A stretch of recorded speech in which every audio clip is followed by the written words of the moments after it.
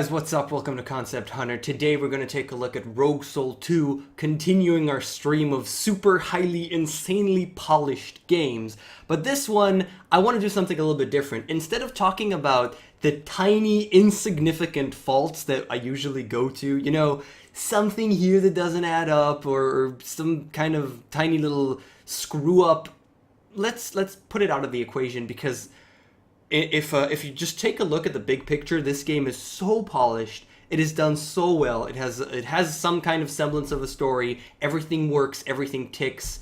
The gameplay is fluid. The menus are all there. There's really not much to say other than those tiny little things.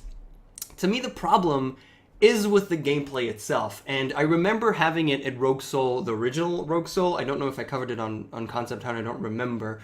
But this is more of the same as far as I remember. And what we're going to see here, we're going to just try and talk about the gameplay itself. So yeah, you can see that I've perfected the first 4 levels and then I stopped playing.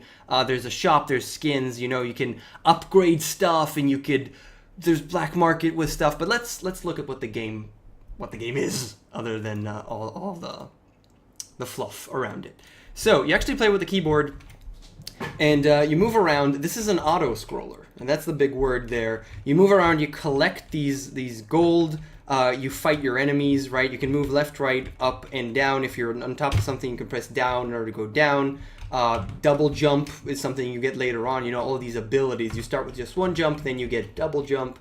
You could also, you have 2 keys that are not the arrow keys. One of them allows you to slide, which, you know, is a slide below something. And the other one allows you to throw daggers, which I currently have 0 out of 5. You can collect them throughout the level, and it's just a projectile attack.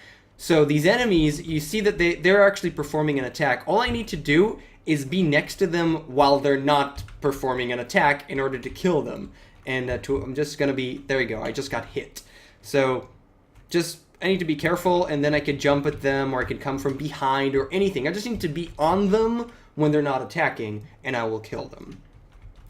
In each level, other than just going through it, there's also, you know, achievements, 100% perfect, a couple of things that you want to collect, like these old guys that you want to save, and at the end there's a unnecessary, I feel, cutscene that finishes up the level. You can see that there are these things, you can help these guys, you can finish everything. If you don't get hit, you get a perfect, and if you do absolutely everything, you get 100% completion. Yeah.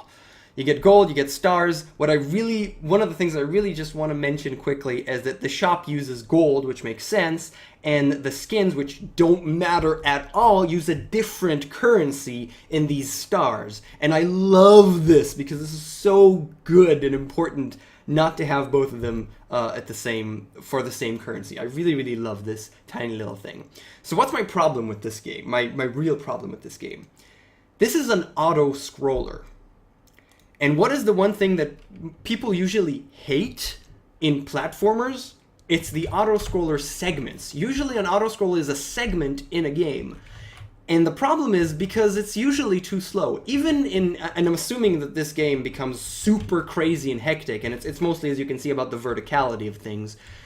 It's still too slow. Even if you ramp up the speed, it's still an auto-scroller. I'm not in charge of my progression.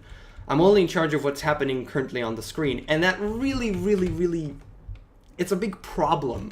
I'm not sure how to tackle it. I don't think I've ever seen an auto-scroller that I really liked, and though this game is super polished, like we've mentioned before, it's still an auto-scroller, and that's just inherently not great.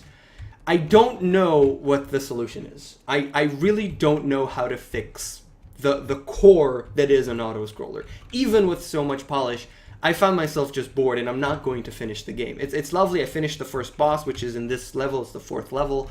I beat him. It's nice. The boss itself is also nice, but it's just an auto-scroller. It's dull. The progression is not my own, and especially when you have to replay the levels, even though the levels are actually comprised of set pieces, and these set pieces are randomized in order. So you could actually, you'd see the same pieces, but if you replay the level, they'll be in a different order to give you some kind of sense of a difference. It's still the same game. It's still exactly the same level. And it's an auto-scroller. I don't know what more to say other than that. You just have to play it. To some people, this is enough. To me, it's slow and becomes a bit dull. Not to say that it's easy or difficult. For me, it's kind of easy. I'm assuming later levels are way more difficult. But there's not enough new here. As an example, this is the boss, which you just kind of have to avoid and then just get to. My daggers won't really help against him. I just have to make sure not to go in while he's attacking, like with any other enemies. I'm assuming the rest of the bosses are more interesting, and again, there has to be progression here, and there's more powers later on, like the glide. I just got the glide at level 4. It's still an auto-scroller, and that really frustrates me because I don't know what to do in order to fix it. I don't know how to make an auto-scroller. Lots of game designers have tried before me in a plethora of games, and it's always kind of just not great. So that's it. It's Rogue Soul 2. Polished really amazingly, so many great things, but the core, for me, it's not enough. And I'm just one person, so take it as it is. Rogue Soul 2, again, it's by Soul Game Studio and sponsored by Not Doppler. Thank you so much for watching, and I'll see you guys next time.